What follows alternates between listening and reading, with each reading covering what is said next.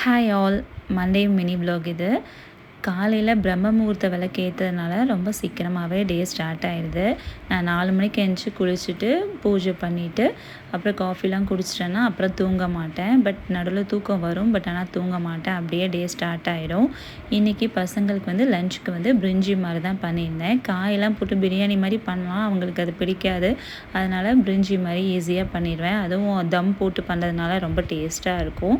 காலையில் லஞ்ச் பாக்ஸ்க்கு ரொம்ப ஈஸியான ரெசிபியும் கூட. பசங்களுக்கு லஞ்ச் பேக் பண்ணி கொடுத்தாச்சு. ஒவ்வொருத்தவங்களுக்கும் ஒவ்வொரு டேஸ்ட் பட் இருக்கும். அவனுக்கு குக்கும்பரில் சீடு இருக்கணும், இவளுக்கு குக்கும்பர் சீடு இருக்கக்கூடாது. அதனால் அதை பார்த்து பார்த்து தனியாக எடுத்து வைப்பேன். இன்றைக்கி கம்பு தோசைக்கும் அரைச்சிடலான்னு சொல்லிட்டு அதுவும் ஊற வைக்க போகிறேன். இன்றைக்கி கம்பு 1.5 கப்பு, இட்லி அரிசி 1/4 கப்பு, உளுந்து 1/4 கப் எடுத்திருந்தேன்.